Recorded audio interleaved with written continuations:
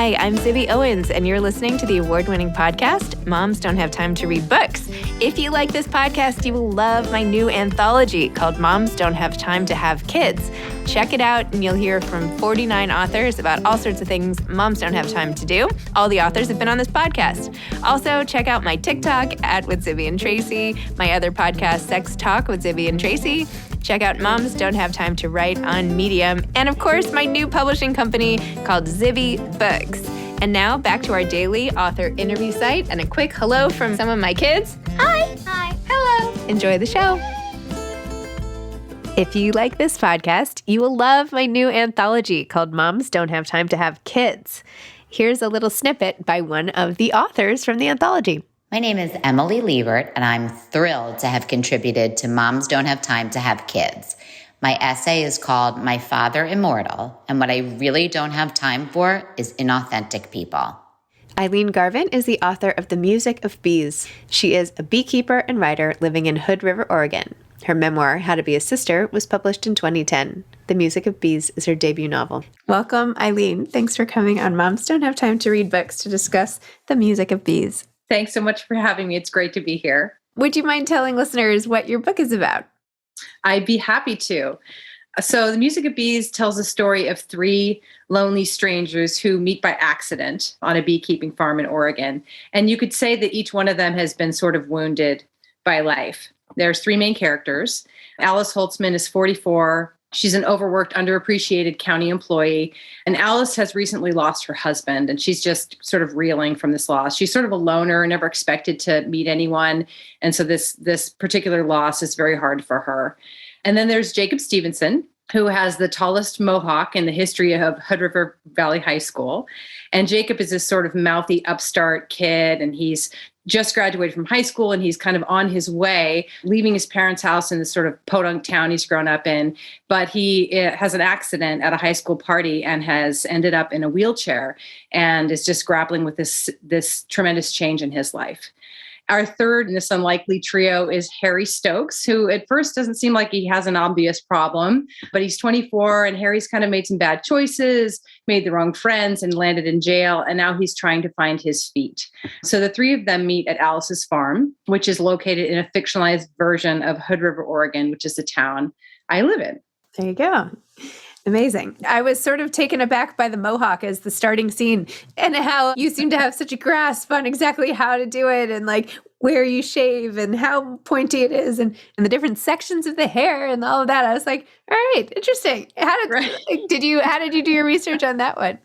Well, clearly I don't have a mohawk, as you can see, but it's just one of those funny sidebars that you get to do as a writer when of course I have friends who've had mohawks. I've seen a mohawk and I thought, well, this is sort of, if I'm going to make this character have a mohawk, this has to be realistic. And so I interviewed friends who'd had them in the past, like, what do you use and how did you make it stay tall and all this sort of thing. And it gave me a whole new respect for the time management that particular hairdo requires. Wow. I don't have a single friend who had a mohawk, I have to say.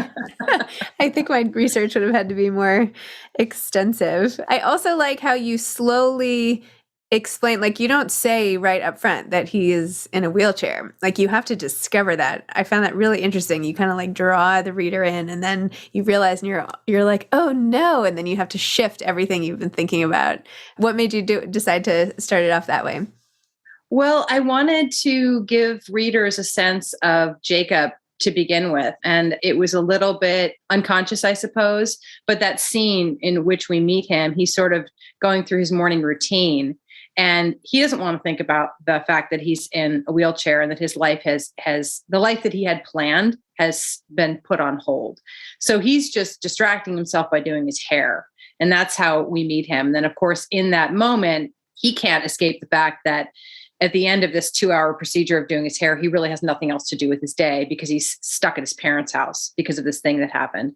And I just like that kind of indirect explanation and introduction to Jacob. I like that too. It was beautiful. How did you come up with this idea? Like why these characters, they are an unlikely crew. How did they pop into your head? Like, how did this become a book? All of that. Right. Well, they came to me from elsewhere, as I'm sure you've had lots of writers say. And I should say my background is in nonfiction. I started as a business reporter. I've done lots of freelance as a travel writer. And I wrote my first book as a memoir. And with nonfiction, you're beginning with a pile of facts. And then you figure out the craft is sort of putting together the order and all that. That's where the creativity lies. But fiction was really outside my experience at all. And the story came to me when I was driving to a farm. I'm sorry. So your dog? Yeah. My dog. My dog always is like shaking and rattling during podcasts. Yeah, so she might show up here in a minute. She's really bored with me right now. So I was driving to a farm in my town to pick up a new package of bees because I am a backyard beekeeper. My hive had died and I needed to buy a new package of bees. And that is exactly what it sounds like. It's like you buy a box of bees and it's buzzing with bees. And so I was driving to pick them up and I was passed by a young man in a wheelchair with this tremendous mohawk. And I noticed something you notice, number one, because it's a country road, it's a small town, and you don't see a lot of mohawks in Hood River. And I also noticed that he was very fit looking, and Hood River is a pretty sporty town. We have a lot of Olympic athletes that train there. We have a lot of Paralympic athletes that train there. And I figured that must be who this guy was, but I didn't know him. He passed me, and the first line for the story, Jacob Stevenson has had the tallest mohawk in the history of Hood River County High School, just popped into my mind. And I pulled over and jotted it down and was just, that feeling you get. I have to do something with that. And I went and picked up my bees and then went home. And the next morning got up and the dog that was just making some noise had just had surgery. So I had to kind of sit with her and keep her quiet. And I sat down and just started working on the story. And I worked on it every morning for the 12 weeks that she was in recovery. And by the end of that period, I kind of I'd met Alice, I'd met Harry, and I was sort of getting a sense of how they all came together. And it was really wonderful, a wonderful experience to just follow that thread every day when I got up and see where they were going to take me. Wow. I love that. And I love how you so casually throw in that you are picking up your bees as if this is like the most normal thing people do over the course of their day. Right. I know. Why don't you explain your career here? Right. So I'm a backyard beekeeper. It's definitely very much a hobby. I know lots of beekeepers that have, anywhere from 10 to 100 hives, but I just have 2. And I got interested in beekeeping in 2014, honestly, because I wanted to have chickens, but I thought they'd be too much trouble. So I decided to get into beekeeping. I had some friends that were doing it. And it's one of those hobbies that, for better or for worse, you can kind of get into fairly easily. Where I live in Oregon, you can buy a package or a nucleus of bees to get started. And the hives you can order through the mail and put together. And I did all of that, and you can start with a book. And so the first couple of years, I really made lots of mistakes. And I mean, I should back up and say to begin with, bees don't need us really. Like they can kind of get along without me, but I really wanted the experience. I wanted to learn about them. I love honey. So I started keeping bees. And more recently, I joined the Oregon State University Master Beekeeper Apprentice Program, which I mentioned. Jake also, well, I don't want to, anyway, there's some detail about that in the book, but to learn more, to study more formally. So I'm actually right now completing that program. And that allowed me to really, they do a terrific job walking you through everything you need to know. And there are field worksheets that you do with your mentor. So my mentor's name is Zip. No, for reals. His name is Zip. And work the hive. And then there's an exam at the end. So that was really fun as I was revising the book to be studying more formally and thinking, okay, I've got to put that in there. And here's a fascinating detail about bees. And I'm going to make this part of the story. Wow. That's amazing. I just love that. Amazing. Well, you also, in addition to this book, and not to stop talking about the book or the beekeeping or anything, but beekeeping also, of course, plays into your essay that you wrote for Moms Don't Have Time to Write, which was called Beekeeping Through the Seasons of Grief, What Bees Taught Me About Love, Loss, and Remembrance, which was just beautiful. And thank you for writing this for us. It was like amazing. Maybe talk about what this essay was sort of about and how you tracked the seasons of grief, essentially. Sure. Well, the beekeeping was a fairly reliable practice last year when everything else sort of went out the window. And so there's very, very specific tasks that one needs to do during the course of the season. In winter, you're sort of sitting where this begins. You're sort of hoping that they're still alive, and you're going to see them starting to take their cleansing flights. And then in spring, you have your maintenance projects. And in the summertime, you're hoping for the honey flow. And in the fall, you're sort of readying them. So there's the structure there was really just the solace that I took in having that to go back to last year when so many other things were unavailable. My father passed away in January of 2020, really quite suddenly. And we were very luckily able to have his funeral because it was before things shut down. But I was thinking about him as I was walking through those projects and feeling, I think, very much the isolation of not being able to be with my family. And because, of course, grief doesn't happen in one moment. You don't just have the funeral and then you move on with that. I was really yearning to be with my brothers and sisters and my mom, and that wasn't possible. So I was thinking about them and thinking about him. And he was a really funny guy. I loved him very much. And he was not the most accessible person, but the beekeeping is something that I like to joke. And I forgive me, I can't quite remember if I put this in the essay, but my dad was a guy who liked to talk about the Civil War, golf, and medicine because he was a retired physician. So if you didn't have anything to say on those three topics, it was really, he just really wasn't going to waste his time pretending to be polite and interested in what you had to say.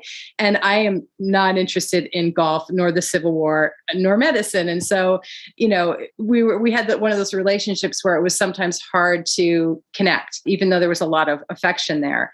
But he was also a self-taught carpenter. He made beautiful furniture for all of us.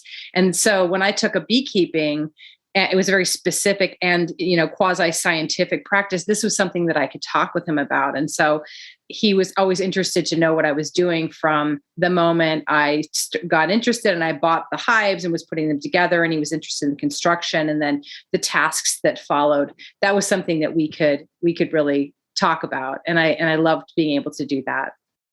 I just love this whole bee fascination. I mean, I felt like when I did butterflies with my kids, like that kit where you can make your own butterflies, essentially right. Wait and then they grow and anything. I don't know. That's like the extent of my caretaking, I feel like, in the natural species world. But this is you've got some humans to take care of, so I'm sure that keeps you plenty busy. That's true. That's true. Yeah. I lack the skill set you have, which is pretty impressive. And yes, you did mention those things about your dad in the essay, but that's okay. It's always nice to talk about what your parents love. You had a couple lines that I just wanted to read really fast, or at least one that I can find. You said, some moments are golden, others like smoke, like birds, like bees, like light on the lake, like everything that rises, are held briefly in our fallible human hearts and move on like a swarm abandoning the hive. That is gorgeous. I mean, this whole essay is gorgeous. The book was gorgeous, but I don't know. You have all these like zingers that are, or maybe I should say not zinger. I mean, bee. I don't know. There's got to be a bee joke in there, but I won't. Well, thank you. It was a pleasure to write. Fiction is fun in its own way. Like I've described, kind of chasing this creative thread, but memoir and personal essay, which I know are a favorite of yours, they really are. I love them particularly for really two reasons I've been able to distill for myself. One is that I find out what I think when I'm writing it. And I think Flannery O'Connor, or I can't think, Joan Didion said, one said, I write to know what I think. And the other said, I write to know what I believe. I'm paraphrasing badly. Anyway, you get my point. I get it. It's the process that leads you to discover what's in your own mind. And that's one thing I love. And the other with memoir and personal essay in particular, you really get to capture a moment because our lives are fleeting and the people we love die. We die. And so when we can capture in an essay or in a memoir, our remembrance, that's just such a gift to a writer, whether or not anybody reads it. That's really a distinct pleasure I take in that kind of writing. And tell me about your memoir. Sure. Yes, I'm happy to tell you about it. So my memoir is called How to Be a Sister. It was published in 2010, and I grew up in a family of 5 siblings. We were all born within 6 years, and big, typical Irish Catholic clan. And my second oldest sister, Margaret, has autism, and her communication is very difficult for her. So she has a really hard time. She doesn't talk a lot. And so when we were younger, it was a household of hilarity and tragedy, all mixed up together. And she really had a huge influence on me. I was born when she was 3 and had just been diagnosed. And so I never knew life without Margaret. And I had this weird position as a sibling. We like to joke that our birth order is all screwed up in our family because I was kind of responsible for her. I always felt responsible for her because of the difference between us. And I always wanted to write those stories, like I was just saying about capturing. It was sort of the family encyclopedia, things that we joked about for years, or crazy stories about things that happened at weddings. And that was part of it. But I also was in the moment of writing the story, I had moved to Hood River from the Southwest and had been, when I was living in Albuquerque, able to sort of ignore this discomfort of being around her. Now I'm 4 hours away by car, and I have to figure out how I'm going to reconnect with her as an adult.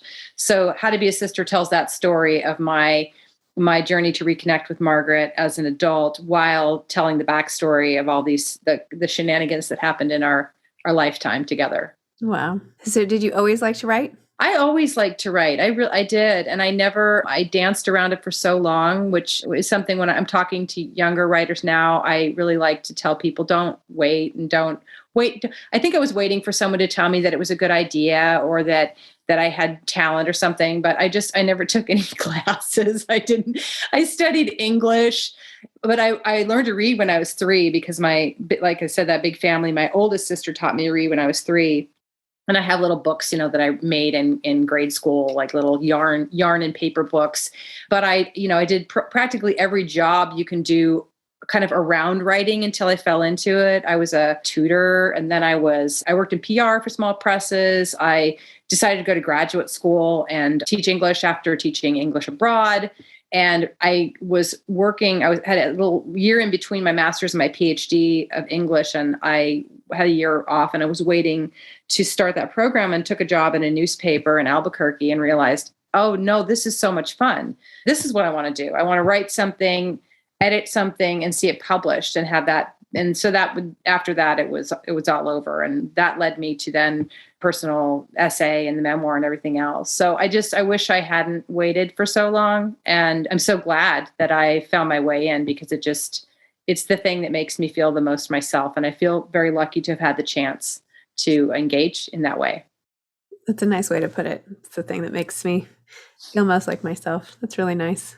I know I always wonder sometimes, like the other day, my hand was really hurting. I was like, what if I can't type? Like, what if at some point I'm not able to write? Or, what if I have ALS and I can't communicate, or this is like the crazy anxiety stuff that keeps me up at night. But I'm like, I'm so dependent on it as a form of, mental health even, right? I know. I totally hear what you're saying. Yeah. That you sound like you've got that you've got it deep in your core as well. And I feel that way. I'm sure you've had this experience too, when you're traveling and you don't have access to your pen and paper or something. And it just feels like sort of a drug, this way of calming everything down by taking notes and coming up with ideas. And it's really a wonderful way to explore the world.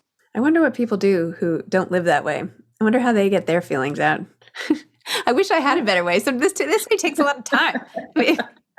It does. It takes a lot of time. That is true. And there's no direct way. I don't know if you find that, but sometimes if you lose the window because you're busy, or you have to go do something, and you can feel that I really have this idea in the back of my mind, and it's making all this noise in my brain while I'm supposed to be doing the rest of my life, because I didn't get a chance to sit down today and work on that thing.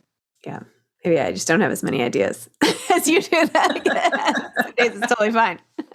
Well, I'm working on something right now, and I'm feeling a little bit that way. And I've always been like, since I was in college, it all wants to come out at once, and I'm really impatient with myself. But I've got a good rhythm, and I've got the dog who insists on taking breaks. Otherwise, I would be sort of just inside right now all day long. I feel the same way. I'm like, thank God for the dog, or I like might not go outside. I mean, my kids too, but when I don't have the kids, I'm very content inside my house.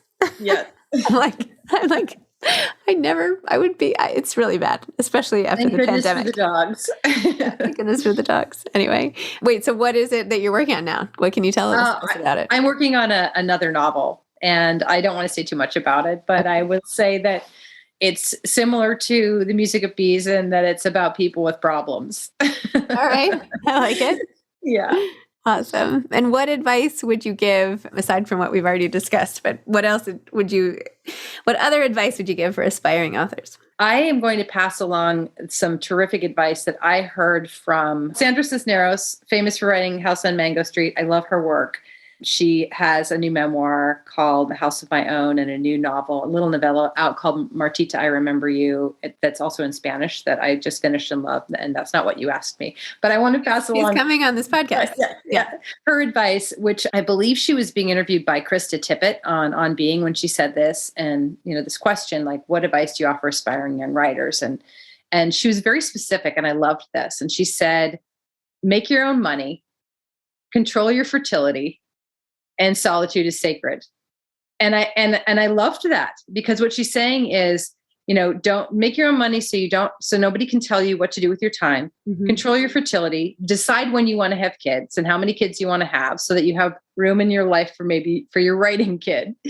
And then solitude is sacred. And I'm sure you find that as well. One of the hardest lessons I had to learn was saying no to people. You have to, if you're writing, you got to carve out some time for yourself. And that means saying no to people that you love, that are asking you to do things that you have to choose between writing and people. So I just thought that was so brilliant for her to offer as an advice, and much more specific than the usual, just, keep on trying and don't give up, which is also useful. But I just thought that was really wonderful. I like that a lot too. It's neat. I like hearing a new perspective on it. And yeah. That's awesome. That's great. I can't even get a sentence out about that. See, Anyway, well, Eileen, thank you. Thank you for coming on to discuss The Music of Bees and your great essay for Moms Don't Have Time to Write. And yeah, it's been a pleasure. Thank you so much for having me. It was a pleasure to be here. Okay. Take care. Bye. Bye. Thanks for listening to this episode of Moms Don't Have Time to Read Books. Don't forget to follow me on Instagram at Zibby Owens and at Moms Don't Have Time to Read Books. Also sign up for my newsletter at zibbyowens.com and sign up for my virtual book club and meet lots of authors on Zoom every other week. Thanks so much to Steve and Ryan at Texture Sound for the sound editing. And thank you to Morning Moon Productions for providing this fantastic intro and outro music.